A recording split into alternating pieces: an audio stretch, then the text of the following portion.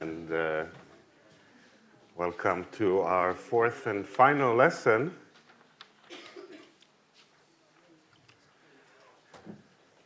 And I have updated the lecture notes, so a new chapter was born, chapter 4, right? So the previous 3 chapters haven't changed. But anyway, this is now one PDF of everything, the past, the present, and the near future. So today we are going to talk about measuring biodiversity, measuring diversity, and its relationship to entropy and information. And I think this is a very exciting subject, actually. And you could say that in the first 3 lessons that we had, we basically spoke about things that are very well known. Okay, so not all of you knew everything, but things were fairly familiar, I think. Certainly, almost all of you knew about the Racah equations, for example, or stability analysis and so forth. And of course, May's seminal work is very widely known in general. But when it comes to quantifying diversity, this is not the case. And actually, a few years ago, I was at a conference, a very serious conference, and somebody was showing the Shannon entropy of the ecosystem. And one very famous physicist, whose name should not be disclosed, stood up and said, "Why are you using the Shannon entropy? This isn't information." And of course, he was wrong. And we will see that the diversity of an ecosystem is information, okay, which is interesting and rather surprising. Right, so we've learned about models of ecosystems, starting from the chemostat and then competitive exclusion, and then going beyond competitive exclusion, and then the stability of a multi-species system and the Racah dynamics of a multi-species system.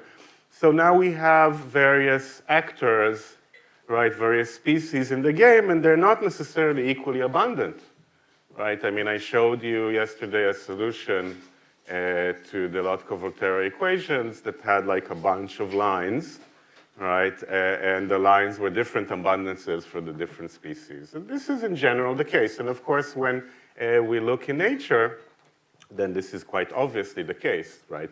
Not all species are equally abundant, not in terms of the macro world, right? You know, trees, animals, birds, fish, so forth, and also not in the micro world, right? So if you look at microbiome samples, then certainly not all species are equally abundant, right? So how would we quantify this diversity, right? And for biological things, and arguably also for other things, then they are not all equally similar or different, right? So we have a lot of intuition about that, right? Like you have the cats, right? So you have a lion, a tiger, a house cat, and so forth, and they all are cat-like, right? They're quite different from an elephant, for example, right? Or from a fish, right? Arguably also all chairs are more similar to, say, a bus, right, than to a bus, right? So arguably also non-biologic things can be grouped according to distance or similarity, but let's focus on biological things, right? So now when we think about the diversity of an ecosystem, we have to take into account not only how many species there are and what are their abundances, but also how similar they are to each other, right? So this is going to be the subject of today. And as you will see, this is very much still an active area of research. And in fact, not a lot of people know this, right? Surprisingly, right? And one of, I would say, sort of the most influential papers in the recent years about this is a paper by Louis Jost. I hope I pronounce his name correctly. Is it Jost or Just, right? Which is aptly called Entropy and Diversity.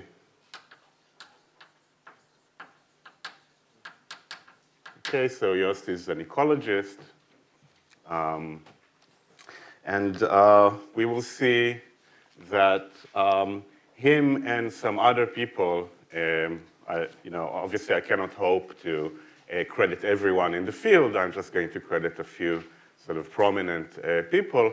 In the past 20 or 30 years have done a lot in order to increase our understanding of what diversity is and how do I measure distance between different ecological samples, right, which can become very useful. So we'll get to that in the end of today. Okay, so biodiversity is more than just a simple count of species. And it's not even just about measuring the richness, how many different species, or the evenness, how evenly they're distributed, right? There's more than that. And information theory naturally emerges as the a correct thing to use. And you can think about it even at the level of what is an organism, right? In many ways, an organism is the DNA code of that organism, right? And then we can think what is the genetic diversity in a sample of 1 milliliter of seawater or 1 gram of soil. How many different genes are there? One can think about functional diversity. How many functions can this ecosystem perform? What can it consume? What can it produce? How resistant it is towards invasion, and so forth. And also, when it comes to living things, then we should consider their similarity not just at the level of how close their genomes are, but also possibly, quite possibly, how close their evolutionary histories are, right? So since we all evolved from one ancestor, right, we are all somewhat related, but some of us are close family members and others are far family members, and when I say us, I talk about all living things, right? So this is the study of phylogeny, right? The evolutionary history of species, and phylogenetic distance would be how different species are close or far from each other in their evolutionary history, which would overlap very much also with their genetic information, right? But these are somewhat distinct things. Okay, so let's start from the very basics. And the very basics is if we have a community of n species with relative abundances or a probability, right? Because the relative abundance is a probability, because if I have now these species in a bag and I close my eyes and I pick one out, right, the relative abundance is the probability to pick species I, right? And as a probability, then of course, the relative abundances of all species sum to 1. Okay, so given that, we can define the Shannon entropy. And this is precisely the entropy, the thermodynamic entropy that we know and love, right? H, which is minus some I pi log pi, right? Of course, the base of the logarithm here dictates in what units we measure the entropy. So this is ln, right? So this is measured in nats. If I put log 2 here, it will be measured in bits or in Shannons, But that's just, a constant factor, right? So I like to think about things in bits. We'll see very soon why. Right, so far, this is the Shannon entropy, and of course, if I now have a collection of species in different abundances, I can easily calculate the Shannon entropy, or sometimes in ecology called the Shannon diversity of the ecosystem. Right, and then you could do something quite funny from a physicist point of view and exponentiate the entropy, right? So you can define D1, which is the Hill number 1, also called the effective number of species. And D1 is just e to the power of h. Okay. So if I have n equally abundant species,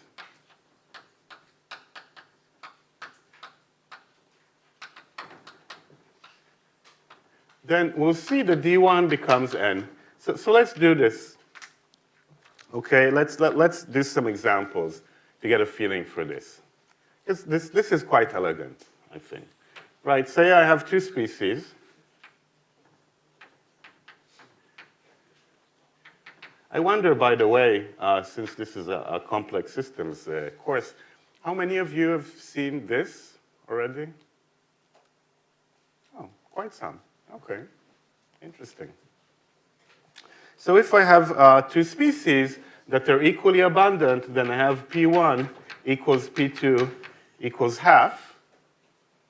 And therefore, the Shannon entropy would be minus half log half minus half log half, which is just minus log half, which is just log 2. And therefore, e to the power of h would just be 2. So the so-called effective number of species is now 2 species, because I have two equally abundant species. So effectively, I have 2 species, and this, I think, makes a lot of sense, right? But let's go to the other extreme. Let's say now that P1 is 1 and P2 is 0.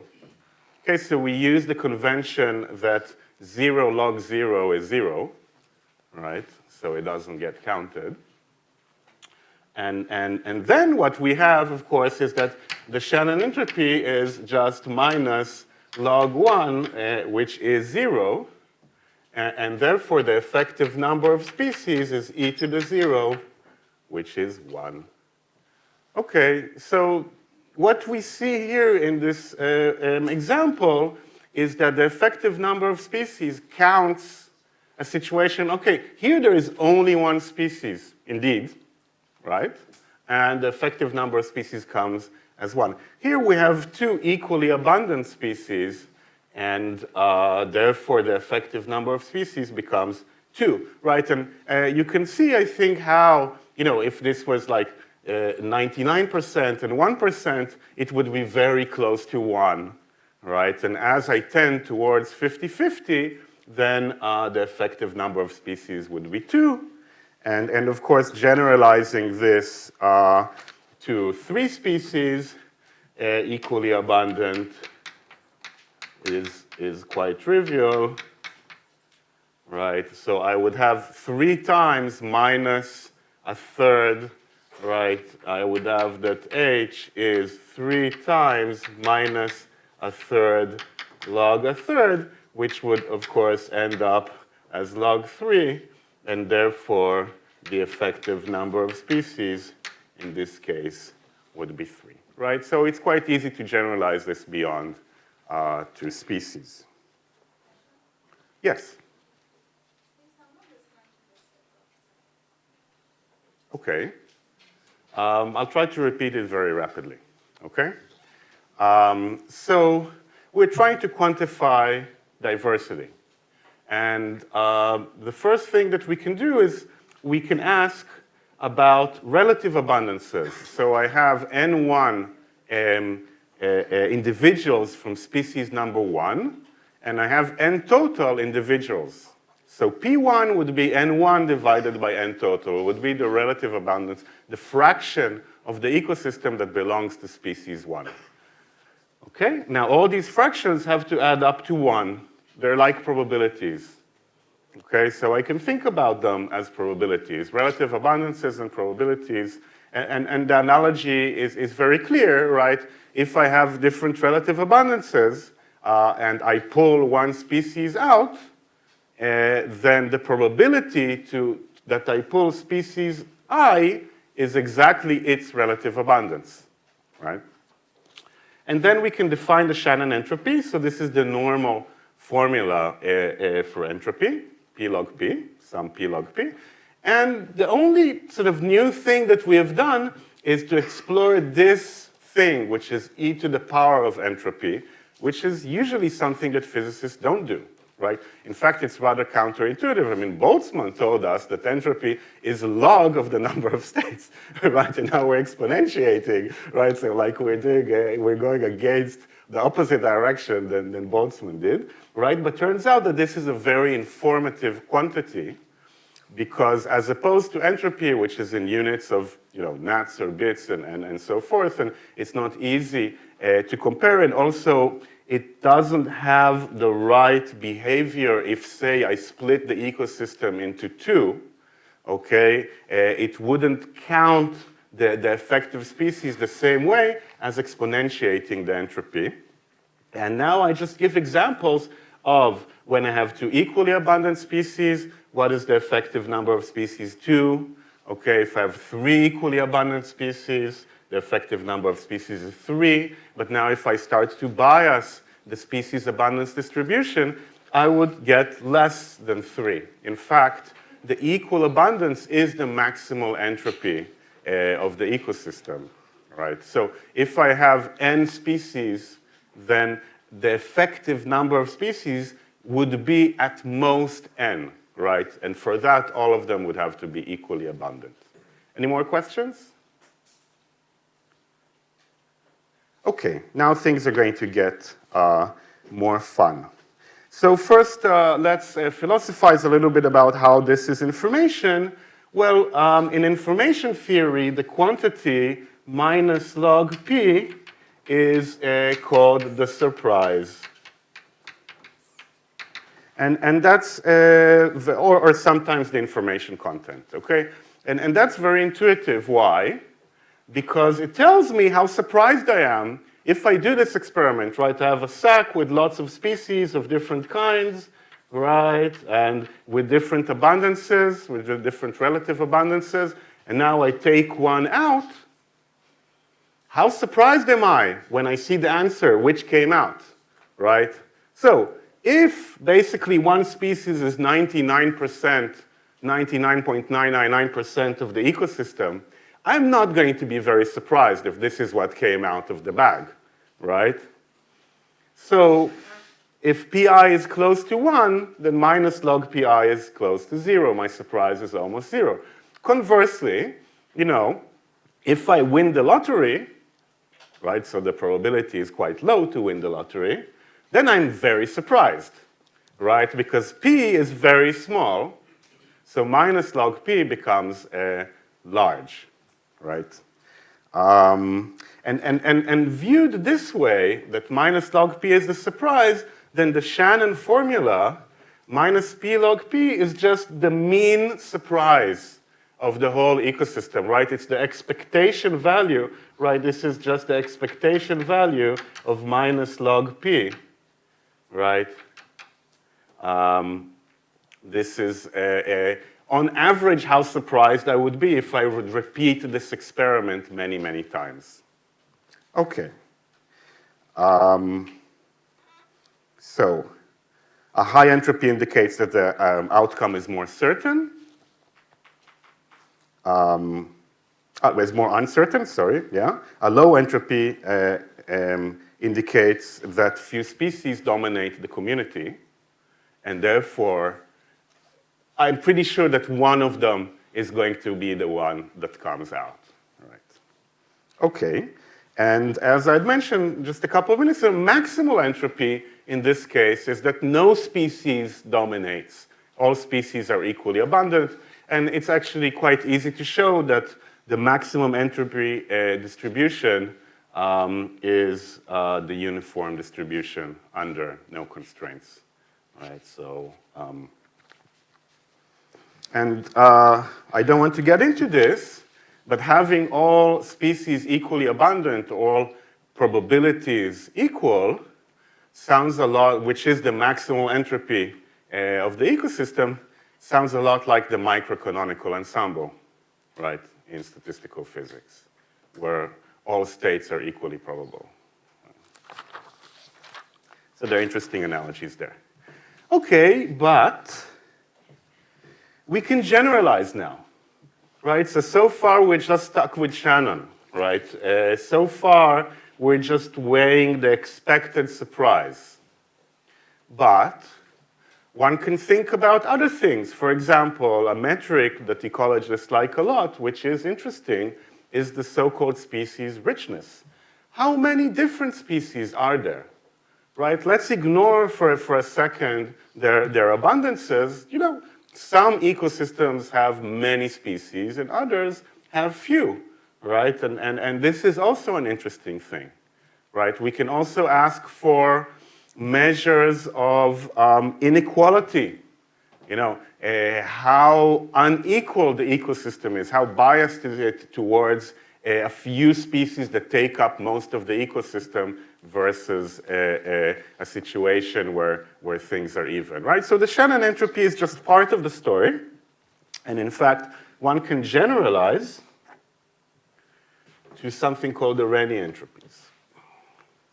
So let's write down the Renyi entropies.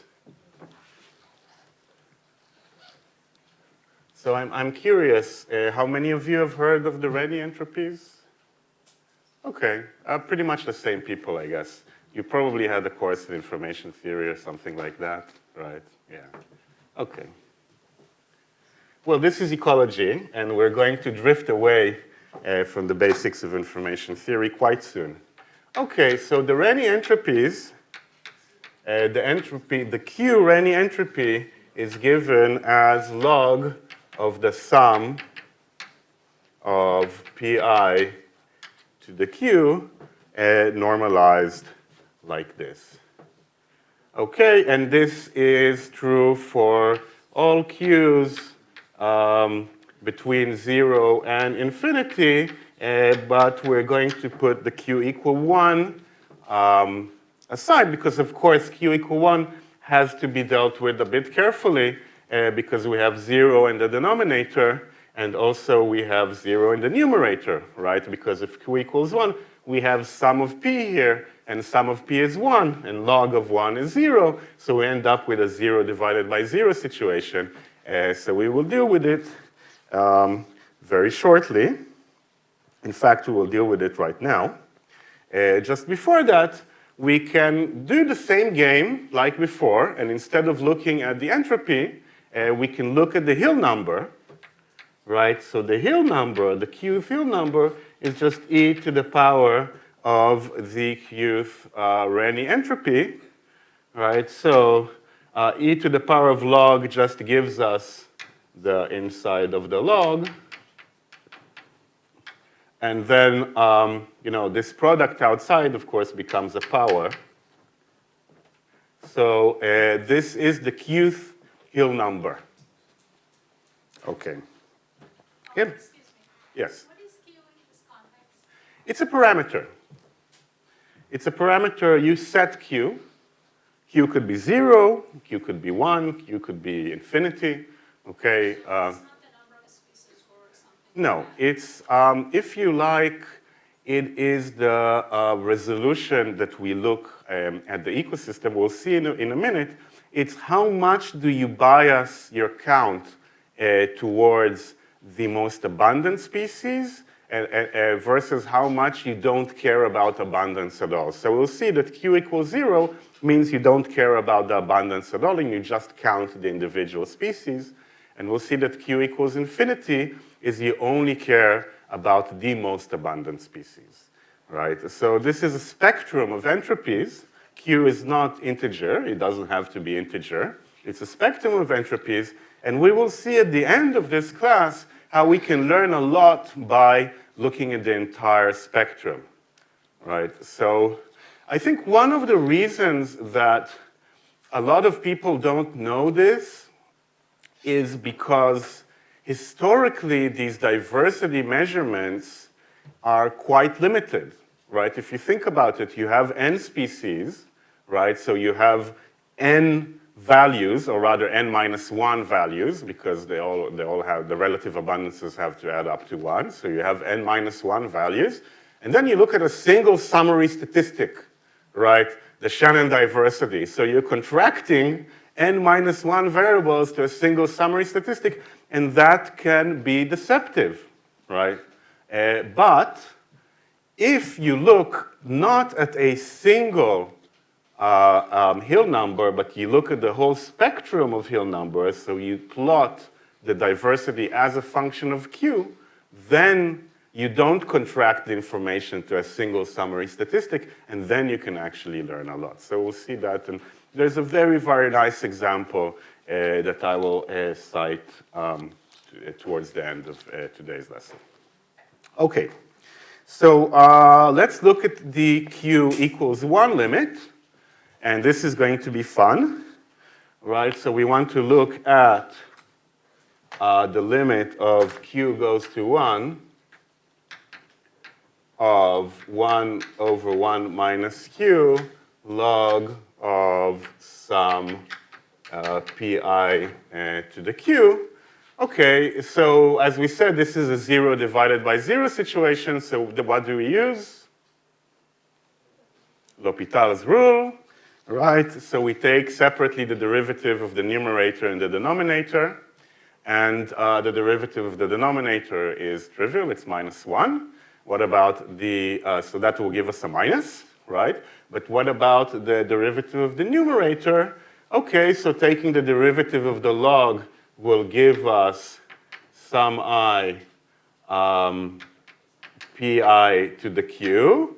Right, we drop the inside of the log, but then we have to take the internal derivative, and of course, pi to the q is e to the q log pi, right? And therefore, d to the q of this would be log pi e to the q pi, which would be log pi, and this is just pi to the q. Right, so what we would have is some I pi to the q log pi, and we want to take this at q equals 1. So at q equals 1, the denominator is just 1, right, because these are probabilities, they add up to 1. And of course, when q equals 1 here, we have some p log p, and now let's remember the minus that we had from the denominator in L'Hopital's rule. And finally, collecting the dust, we have that the Q equal 1 Renyi entropy is the Shannon entropy. So this is pretty cool, right?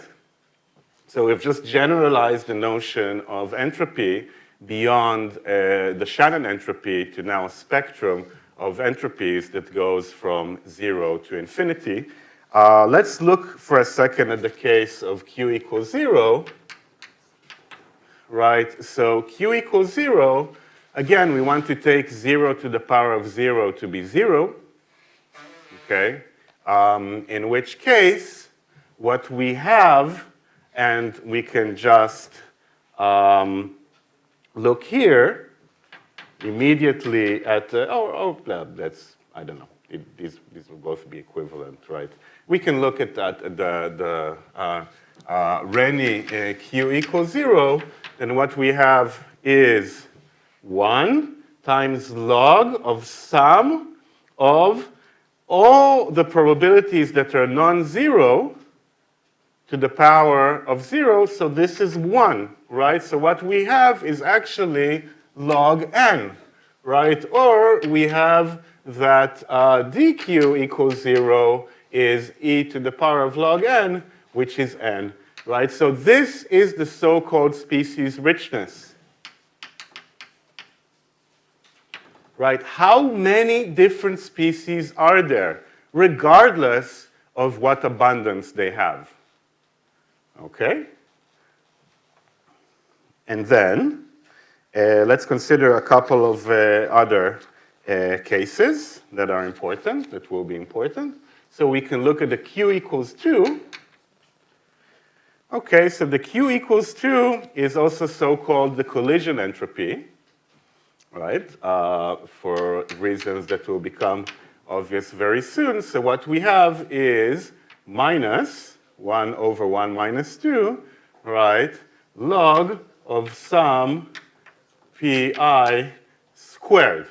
Right, so this is why this is the collision entropy, because you want pi to meet pi, right? Pi squared, right? It's like for two particles to collide. What is the probability, if you like, that I take, with replacement, the same species twice from the pool of species in my sack, right?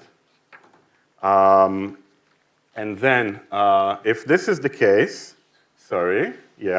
if this is the case, then what we have is that d2, which is just e to the power of this, is 1 over some I pi squared.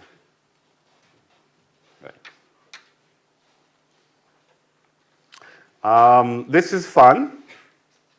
We can actually do lambda, which is 1 over d2, which is just the sum of pi squared. Okay, and this is the so-called Simpson index. And we can also do 1 minus lambda, which would be 1 minus some I pi squared. And this is the so-called Gini-Simpson index. Okay, which is related to, but is not identical to the Gini index used by economists to measure inequality in income, right? So here, this is inequality in abundances, okay? But it's the same Gini, as far as I know, at least. This will become useful in a bit. We can gain some intuition about it, right? If one species is 99% of the ecosystem, right, then its p squared will be very close to 1, right? So 1 over p squared would also be just a little over 1.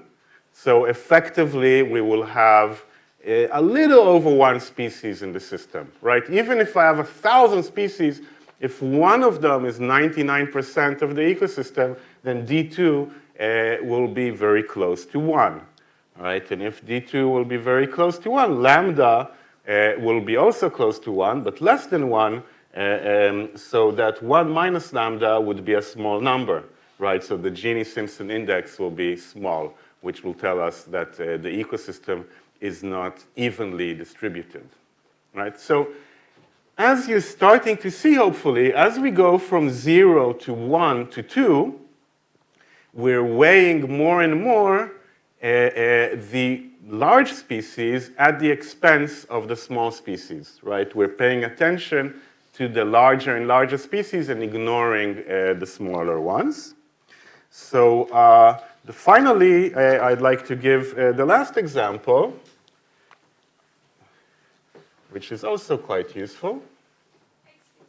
Yes? Could you please repeat what exactly H2 tells us? It what? What exactly H2 tells us? H2, or rather D2, right? The natural quantity would be D2, actually, not H2, but yeah, they're very easily related. So it's another measure of diversity, okay? We said you can just count how many species there are, regardless of how much there is of each, right? You can weigh them in the Shannon formula, right, according to their relative abundance. And now, as you increase Q, then the weighting becomes more and more biased towards the larger species at the expense of the smaller ones, right? And this would give us a spectrum of effective number of species, and this spectrum is more informative than looking just at a single number, right? Because you have many species, and contracting that information to a single number loses information, right? So we're defining now the diversity spectrum. Okay, let's look at the example of Q goes to infinity.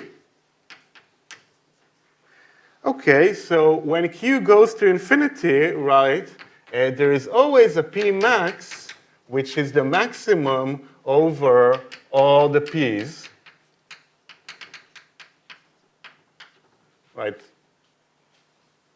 And therefore, if I do sum I, P, I to the Q goes to infinity, it's basically roughly equal to P max to Q, right? Because all of these numbers are less than 1, and therefore, taking them to the power of infinity will shrink them, and we are left only with the largest one, right? So this is exactly what you do when you do steepest descent approximation, right? You replace the sum by its biggest element. And if we now plug this in to our expression, then what we have is P max to the Q to the power of 1 over 1 minus Q. And, sorry, yeah, okay, we can put the Q here, it's easier, right? And of course, as Q tends to infinity, this goes to minus 1, and therefore, what we have is 1 over P max.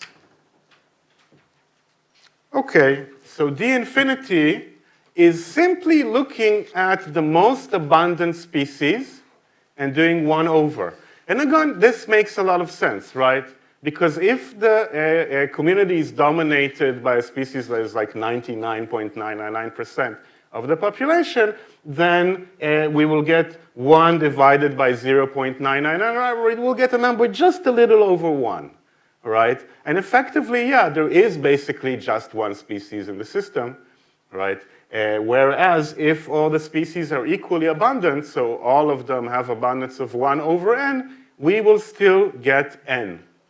Okay, so we've also reached a magical conclusion that for all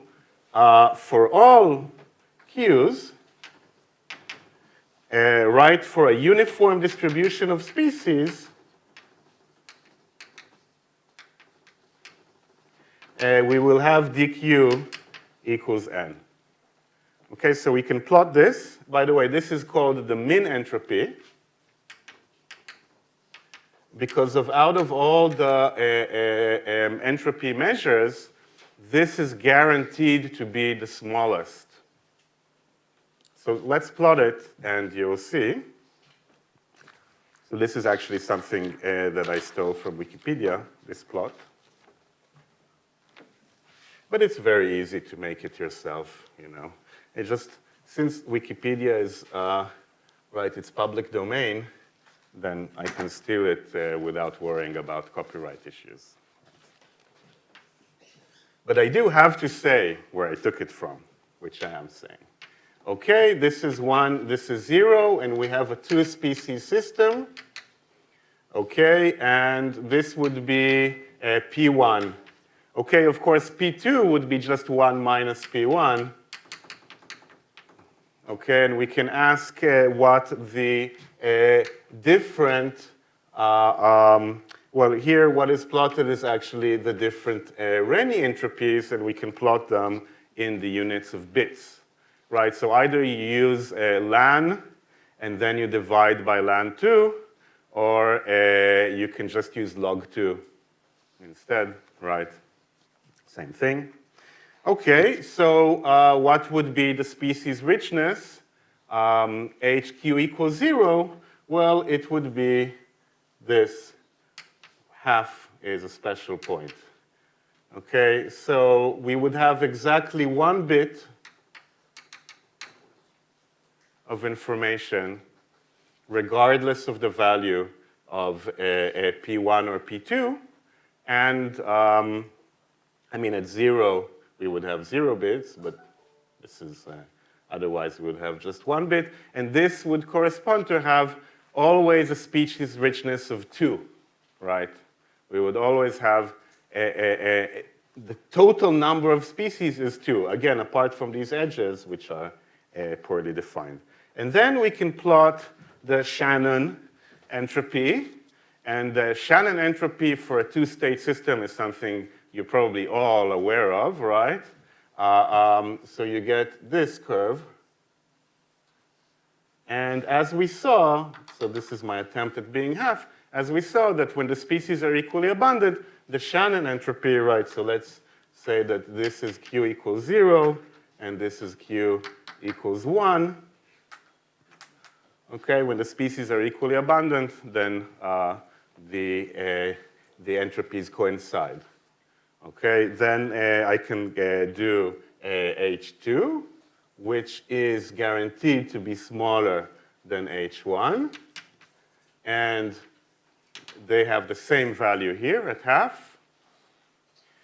And I can even plot H infinity, the so-called mean entropy, right, which again would have the same value here. Right, so as you can see, as I increase Q, I'm losing entropy and except when all the species are equally abundant. Okay, so I'm weighing the different abundances differently. Now, Q doesn't have to be integer. We can also look at Q equals half, for example. So when would we want to look at Q equals half? Well, sometimes I care about the presence of very rare species. Okay? So I don't want to just count them like everything else. I don't want to use Q equals 0. I do want to be sensitive to the different abundances. Okay?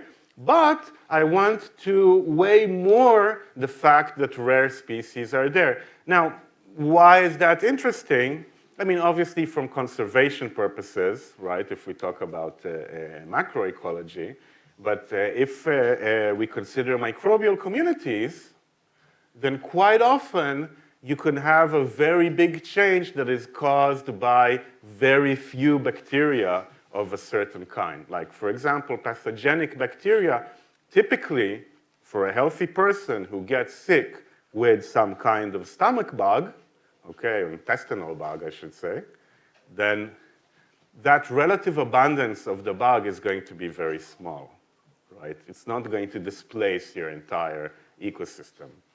Typically, right? There are extreme cases, right, after massive amounts of antibiotics and so forth, that you can have serious blooms of the pathogens. But typically, even a small amount of pathogen can make you quite sick, right? So you want sometimes to be sensitive to very rare species. Questions so far? For very rare species, Q equal to 0 is already sensitive. I mean, it will count all of the species. Like Q equal to 0 is the case where you are taking consideration of all species, yeah. I'm just counting how many individual species are there, which is, by the way, not a well-posed question, at least not when you talk about microbes, right? So when you talk about animals that have male and female, then you can define a species as whatever can interbreed and have viable offspring, right? So different types of dog can interbreed, and the resulting dog will be able to breed, right? But a horse and a donkey can produce offspring, right? A mule, but this mule cannot reproduce, right? So you can say that horse and donkey are two different species, right? So this is a very, if you like, a phenomenological or functional definition, but at least it's a definition. But when it comes to bacteria, you're completely lost, right? I mean, you can't use this definition of what is a species. So when does a bacterial species stop and the next species start is as an ill-posed question, right? So therefore, just counting the individual species could be very deceptive, right? And we'll come to that very soon when we talk about similarity, right? Because actually what happened so far is that we count everything as if it's the same distance from each other, are equally different from each other. Whereas we know that living things can be very similar or very different, right? And as much intuition as we have about sort of the macro world, right, where things are obviously similar or different, there is a lot more difference in the micro world, right? So if you actually look at differences between bacteria and archaea, between bacteria, archaea, and single-cell eukaryotes, okay, these would be massive differences, right? Much more than the differences between all the mammals. Okay, so the difference between a mouse, an elephant, and a tiger is nothing compared to differences between different bacterial phyla. Okay, so on the one hand, with bacteria, they can be very similar or very different. And on the other hand, it's very hard to define what is even a species. So we really need a better measure of diversity than we have now. As much as this is cool, this is not enough when we think about microbial ecosystems. Any more questions? Yeah. Can we say that HQ is always decreasing as a function of Q? Well, except at half. Yeah. And DQ? Yeah, because e to the power is monotonic in, right, so. Okay. Any more questions? Okay, so we've set the stage now for accounting for differences between species. And I think one of the earliest contributions, and again, I don't want to insult anyone by forgetting anyone, so I'm not claiming that he is the first, but he's quite famous and early, is Rau's diversity index.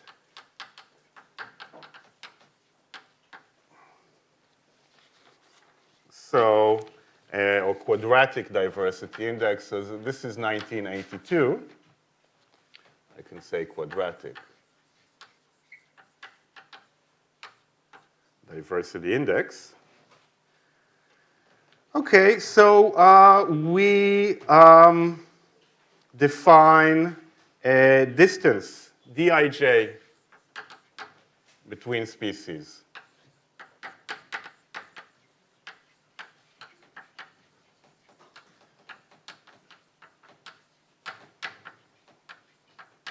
Now, how do we define this distance? Many ways, right? I can think about the genomic distance. You know, how many mutations do I have to make to go from I to J? I can think about phylogenetic distance, right? How much of their evolutionary history is the same or different? I can think about functional distance.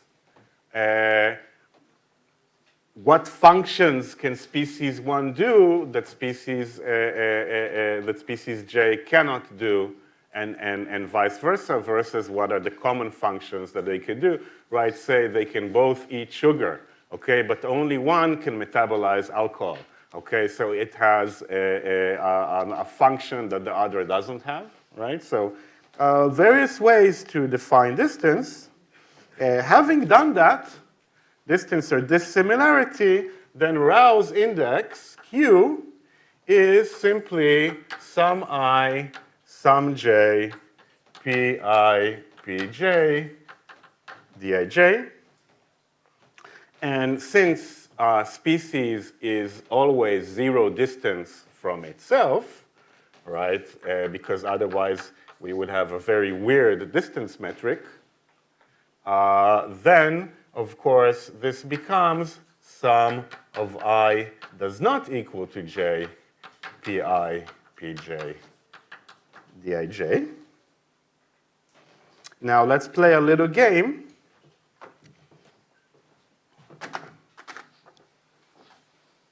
The game is that since some pi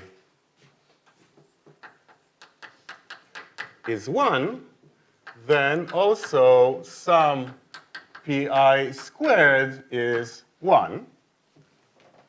Okay, but what is some pi squared? Some pi squared is, so some pi squared is some I pi, some j pj, which is the case that I equals j and the case that I does not equal j, right? So the case that I equals j plus the case that I does not equal j,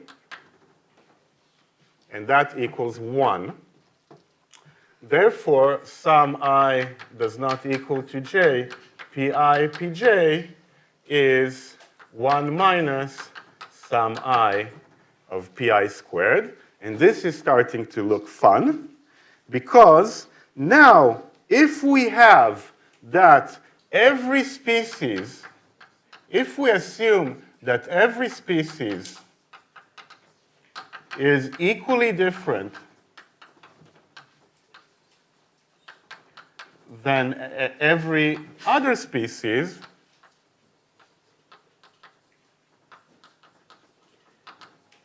meaning dij equals 1 whenever I does not equal to j, right? So all species are equidistant from each other. If we assume this rather preposterous thing, then we have that Racah's index. Then we have that Racah's index, which is sum ij pi pj dij. Of course, we still have dii equals 0, right? We don't break that. Then we have that Racah's index becomes sum I does not equal to j pi pj. And we've just proved that then, so this is all di not equal to j equals 1. And this, of course, becomes 1 minus sum I pi squared, which is the Gini-Simpson index that we've just proved, right? Which bears relation to, right, it relates to D2, relates to D2, right? The hill number 2. So this is funny, right? The Racah index, which weighs the distances between species, if taken to be preposterously that all species are equidistant from each other, gives us a form of the hill number 2. Right. So first of all, I think it's nice how it's an extension of a specific hill number, okay, an extension of hill number 2, which is sensitive to distances. I think it also points out just how preposterous the hill numbers are in general, right? Because when I quantify diversity using the hill numbers, the assumption, the underlying assumption, is that all species are equidistant from each other, right? So we've come some distance. We started off from the Shannon entropy, and generalized it to the Renyi entropy, and generalized a specific form of the Renyi entropy, right, the Q equals 2 Renyi entropy, to account for distances between the species, and we got Rao's index.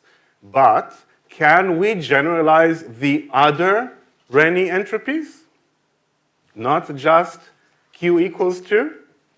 So the answer is yes.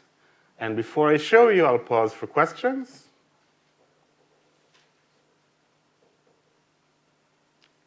Okay. I think at this point I've probably departed from anyone's background in the field, right? Yeah. Good.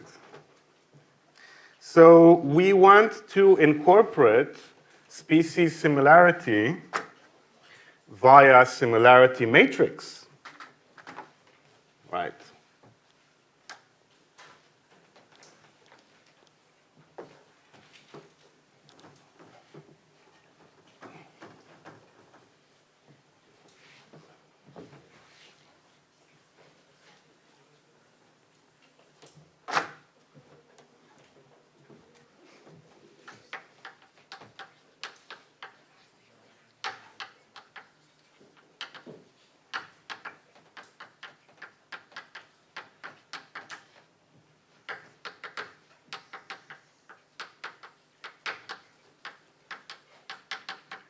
Similarity matrix. So for that, I'd like to credit Leinster and Kobold in a very influential paper in 2012, and then Kobold with 2B. Sorry, Kobold. Actually, a really cool book by Tom Leinster called Entropy and Diversity, an Axiomatic Approach from 2020. This actually appears for free in the archive, so you don't have to buy the book. You can just download the archive version. I mean, I imagine the book is more nicely formatted, right? But he first published it on the archive. Nice of him. And actually, this is a really fun book. Like, if you want to geek out over this topic, then for a maths book, this is like a heavy maths book, like, I don't know, 400 pages with theorems and stuff, right? But for a maths book, it's very readable. Okay, so he did a very good job at making this accessible to people like us. As you can see, this is very recent stuff. Okay, so we've more or less reached the state of the art at this point. And what did Leinster and Kobold tell us? Right. We define a similarity Zij, which is similarity between I and J. I mean, I should add, so this guy, I mean, he's a mathematician. He does like category theory and really complicated stuff like that. And as I said, the book is Entropy and Diversity, an Axiomatic Approach. So he actually starts from axioms and develops everything from the axioms. So it's very well founded, right? When I say that the notion of information and entropy arises naturally when you try to quantify diversity, then I mean, you know, you start from the axioms and you can actually prove everything from there, or rather he can. Right? So we define the similarity, and we don't have to, but it's a good idea to define 0 as completely different.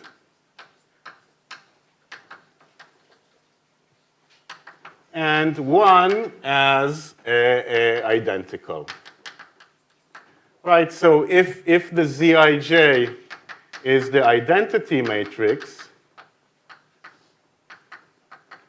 then we reduce to the situation that every species is completely identical to itself and utterly different from all other species. So this is the trivial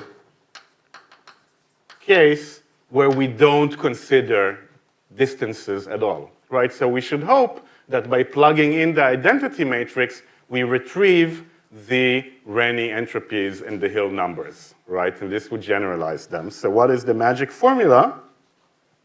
The magic formula, you know, in hindsight, it's obvious, like all smart things. I don't know about all, but a lot of smart things. So we have pi, and then we have this inner sum over j, and this is transformed as zij pj to the power of q minus 1, and this entire thing is taken to the 1 over 1 minus q. Again, you have to be careful at the q equals 1 limit. It needs to be done carefully. Okay, we won't go into that because it's a little bit complicated. We'll see in a minute why. So how do we quantify Zij? Okay, so we said Zij could be a genetic similarity, just counting the so-called average nucleotide identity. We'll talk about it at the end of the class. It could be functional, and we gave examples. And there is actually a pretty cool shortcut, which is to do with taxonomic similarity. It's a shortcut because living things are organized according to taxonomic classifications. It's not a perfect system, but it's ballpark. So let me give you an example. The fox, right? A fox, is it a dog or a cat, actually? Who says dog? Who says cat? Interesting. Okay, so it's a dog, right? So the way, and I know this because it's taxonomically in the dog family, right? So what you have is a domain, and again, I stole this from Wikipedia. Kingdom, which people don't actually use so much. Phylum, class, order, family, genus, and species. Okay, these are the typical taxonomic ranks that people look at taxonomy. So in the case of fox, it will be in the domain of the eukaryota, right? These are the main domains of life, the eukaryotes, the prokaryotes, right? Or actually these days, you would think about the eukaryotes, the archaea, and the bacteria, okay? And of course the viruses, but we don't count them. The kingdom, which is often not used, is Animalia, right? It's an animal. The phylum is Chordata, right? It's a vertebrate. Then the class is Mammalia. It's a mammal. The order is Carnivora. It's a carnivore. And it's not so astonishing that the dogs and the cats actually look quite similar, right? They have very similar design, right? The four legs and the mouth and so forth, right? They come from the same order already. So they're a lot more similar to something which is not a carnivore. Then what we have is the family, and this is what tells us that it's a dog, right? So it's the Canidae. And then the class, the genus is Vulpes, and the species is also Vulpes, right? It's one of those cases where, like, Vulpes is the full name. Like E. coli, right? Escherichia coli is the genus Escherichia, and then the species coli, for example, right? So, yeah, it is a dog. In fact, not only is it a dog, it's the only member of the dog family where the male participates in raising the pups, right? So it actually goes and brings food to the nest while the mother fox takes care of the pups, right? So the fantastic Mr. Fox, right? In the other dogs, the male, as soon as he's done, is, off, right? Questions so far? Yeah, I'm sorry, but this taxonomic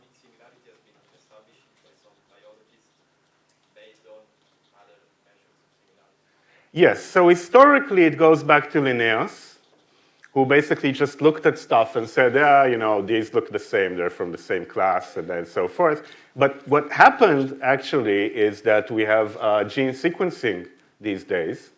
And now you can look at genetic similarity and rearrange stuff. So for example, recently termites were demoted, well, I think it's demoted, from being ants to being cockroaches. Right, so a termite is not an ant, it's a cockroach, okay? Another cool example that I had in my head, I don't recall.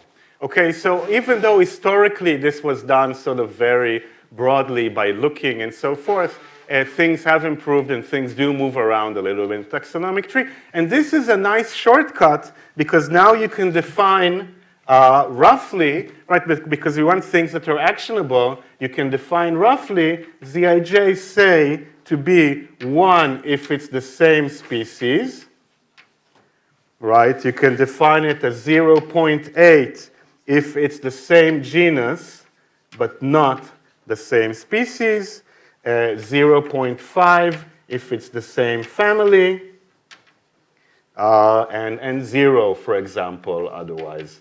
Okay, this is from Leinster's book. I guess he probably had reason to pick these specific numbers, right? But this is a shortcut to say, okay, people already thought about similarity and classified things taxonomically, and now I can just read off the taxonomic classification, and I have a version of Zij. Right, I mean, I should mention, I wrote a grant a while ago that didn't get funded that I suggested to use these diversity measures for sustainability and conservation and so forth, and I think it was fairly well argued, except it didn't get funded, and one of the referees said, yeah, but how do you intend to calculate Zij? Right, so I wasn't specific enough about that. And indeed, this is a hard thing to calculate in general, right?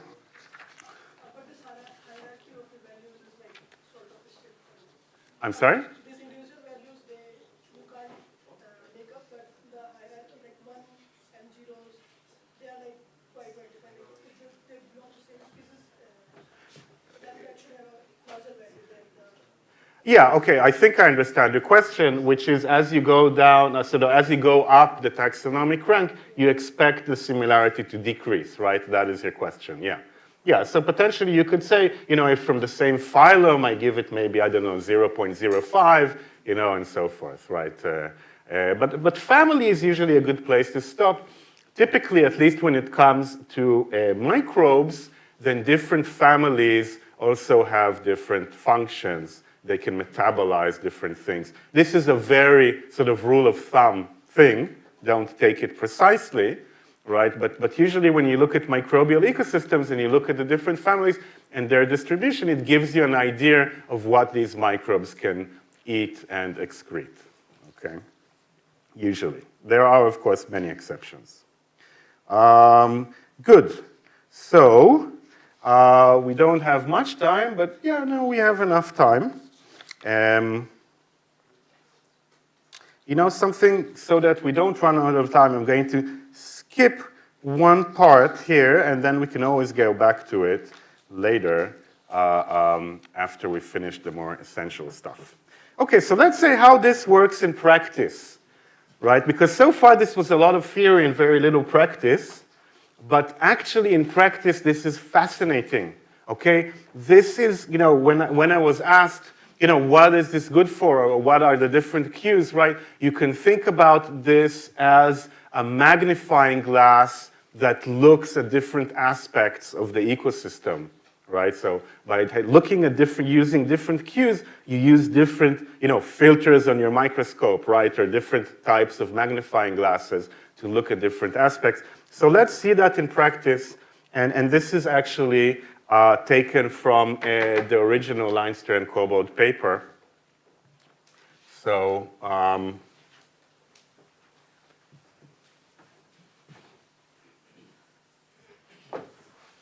it really is quite astonishing, I think. When you'll see it, I hope you agree.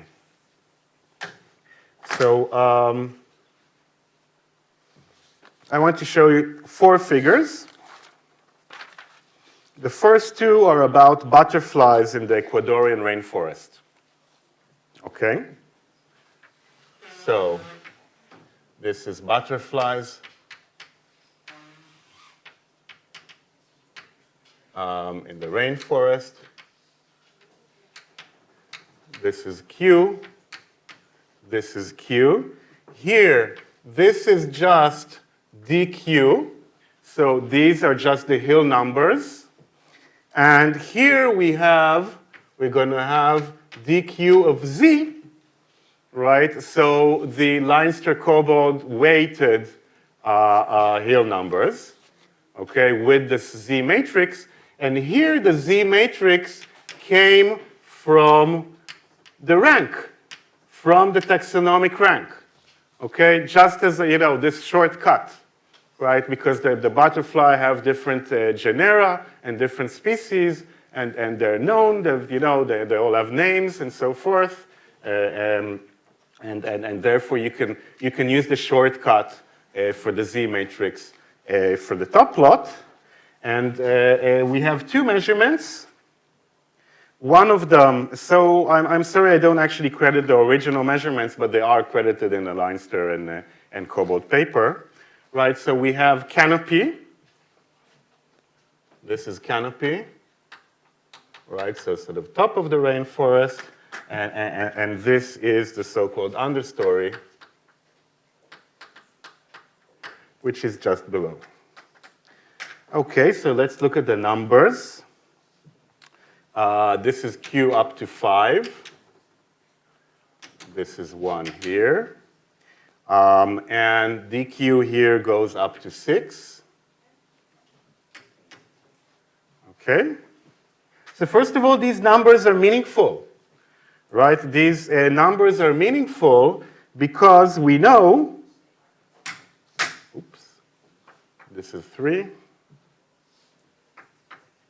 Because we know, so this is actually 2, we know that when we have 6 at q equals 0, let's put the 1 here so that the 0 is here. When we have 6 at q equals 0, it means there are 6 different species, okay? And we weigh them equally. And we don't care about their similarity or dissimilarity. Right? And we see that, of course, as Q decreases, then the entropy decreases and the hill number decreases, right, as I was asked. But then turns out that if you look at the understory, so it starts from 5, and they become the same thing at about Q equals 5, right? So looking at this,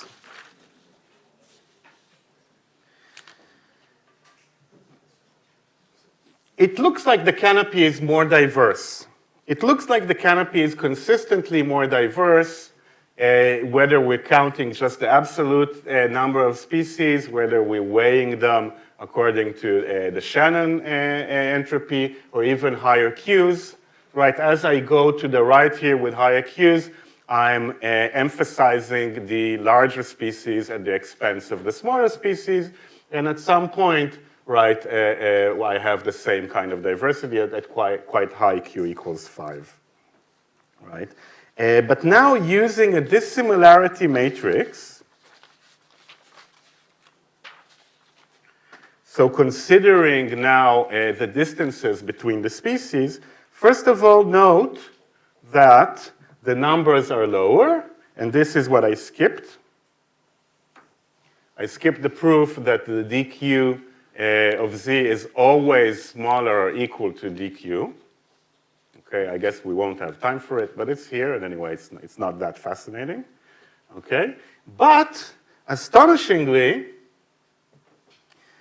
the understory now becomes more diverse around q equals 1. Okay? So by weighing in the differences between species, we see that actually, in many ways, the understory is more diverse. And if you look at the data, then in the data, you see that, in fact, in the canopy, the species all come from the same genus, more or less, whereas in the understory, you have different genera, right? So if you think about conservation, then this gives you a completely different picture about biodiversity, right? And most of us would agree that you want to preserve as many different species, right? But different, and not a bunch of species that all come from the same genus, right? And basically have other genera go extinct. Right? So in terms, for example, of conservation efforts or biodiversity monitoring, where do I want to protect, where is sensitive, and so forth, right? It gives you a completely different picture by weighing in the distance between species, even in such a naive treatment that just looks at the taxonomic classification and uses the similarity in taxonomic classification as a proxy for distance. Okay, even such a naive treatment. Now let's look at a second example, which is possibly even more exciting. Okay, so again, the same story. This is Q. By the way, you see why, I hope you see why it's important to look at the spectrum of Qs. Right? Looking at just a single Q gives you a very partial picture. You want to look, as I change my magnifying glass, right, what happens to the diversity, right? And you can see that you could have crossings, right? So let's now look at the following. Again, this will go up to 5. So, typically you don't have to go to very high Q numbers because it's a probability to the power of, right? So these are numbers less than 1. So at some point, they become just very small. And again, this is dq. And this is dqz. And here our two actors are, so this is gut microbiota, right? This is the gut microbial community.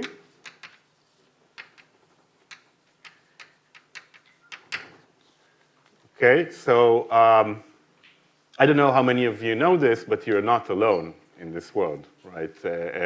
Yeah, you're actually a meta-organism. You carry inside you and on you a whole ecosystem of bugs, right? Your microbiome, and it has tremendous importance for your health and well-being, okay? And one of the most well-known and earliest microbiome experiments was that obesity is contagious. So they took mice and they made them obese, and then they took the feces of the obese mice and they put it in the cage with the normal mice, and the normal mice became obese, right? So obesity carries with it a change in the gut microbiota, and this change in gut microbiota can actually influence the non-obese mice, and they start to gain weight, for example. So that's one of the earliest famous microbiome experiments. Since then, there's been a lot of other stuff linking it to depression, cancer, and a whole host of terrible things, right?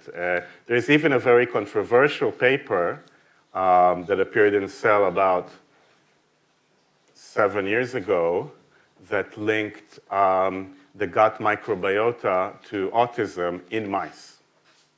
It's controversial because even though the results were statistically significant, if you actually look at the data, I don't know, statistics only take you so far, right? But it's a very well-cited paper and quite interesting. Of course, one has to even decide what's an autistic mouse, which is a question on its own. But okay, I'm drifting away.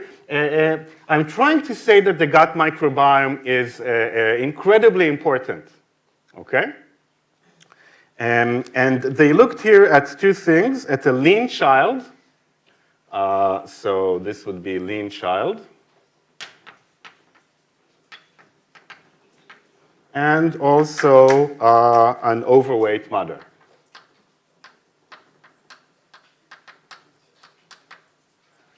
Okay, so if you look at the diversity, then yes, the lean child has something like this. So the numbers here are much higher. This is like 250.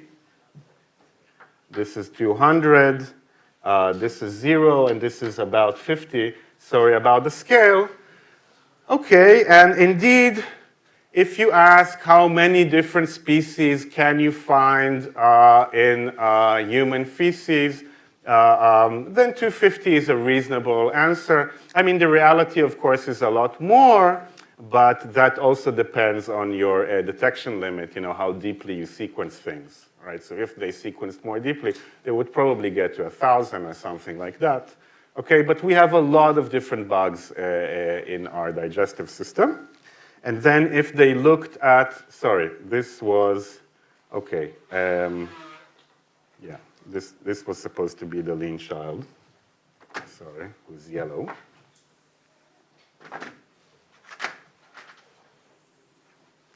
And then if you looked at the overweight mother, then you saw this. Okay, and actually the crossing is at 1, sorry about that.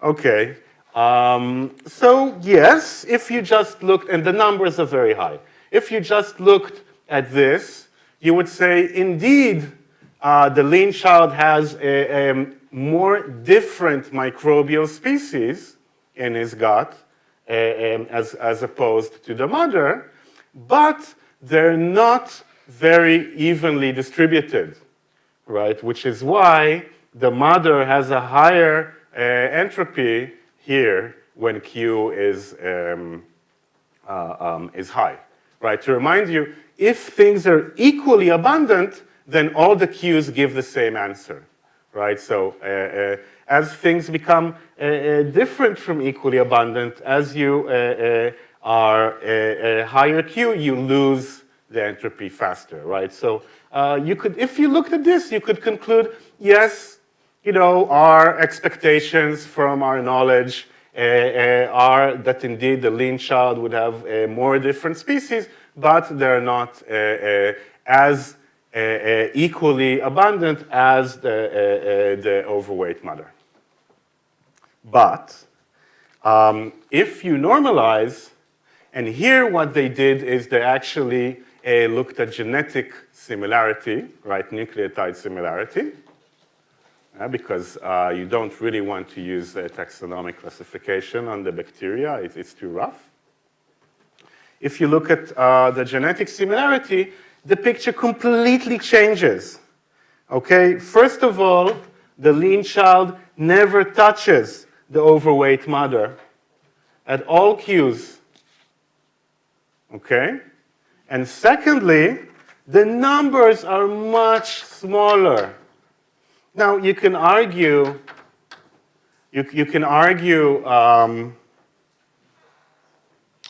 exactly how do you weigh the distance and how do you count genetic similarity, and we will argue that in a minute, in the few minutes that we have left. But putting aside the absolute numbers, but look at this huge shrinkage, right? What this tells us is that effectively there is 1.3 species in the ecosystem, weighed properly, right, according to species differences. And actually, this is not so preposterous in the sense that in healthy people, usually two phyla dominate the gut microbiome, which are the firmicutes and the Bacteroides, right? And then you have lots of other phyla which compose the rest, right? But it's a little bit, like if you think of the world population, then the Bacteroides and the firmicutes would be like India and China, right? These huge populations, right? And then a lot of other countries with relatively small populations. Right, so first of all, look at the difference in the absolute values. And again, these Hill numbers are interpretable, right? And secondly, look at the fact that now there is absolutely no crossing, sorry, again, I flipped the colors. The yellow, the child should have, sorry about that. Okay, the child just has a more diverse microbiome across the entire spectrum. It's not just that he has more different species, but also that they're more evenly distributed. And that's a lot more consistent with our current medical understanding.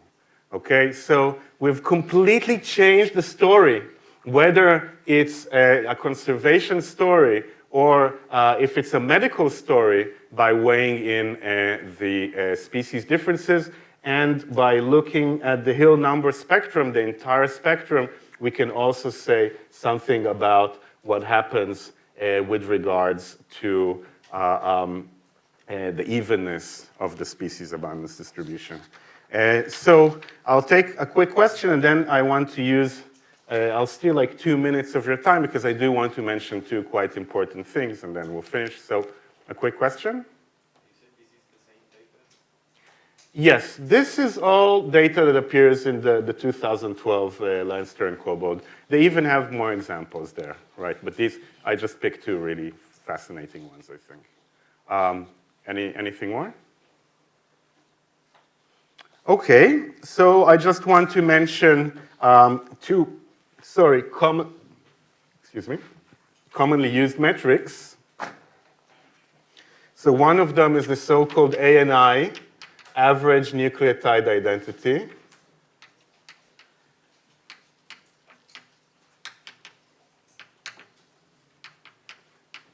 Okay, so this is a way to measure ZIJ, right? This is kind of what they did here. I don't know if they actually used ANI.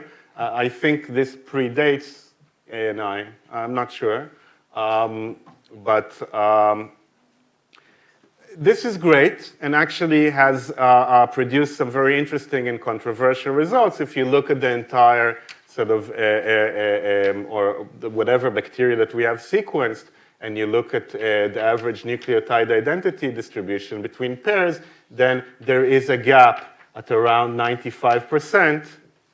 Okay, and people then say, okay, this is the species gap, right? We talked about how do you define a bacterial species? How do you say this is species 1 and this is a different species, and that's ill-defined? So people did this and said, well, you see the gap here, right, in the distribution of a pairwise average nucleotide identities. These are all the same species, and these are different species, right? But then actually this is fairly controversial, and a lot of people would say that this is wrong or misguided and so forth. So again, this is a rather hot topic of debate. I'm not taking a side here. I'm just reporting what people say.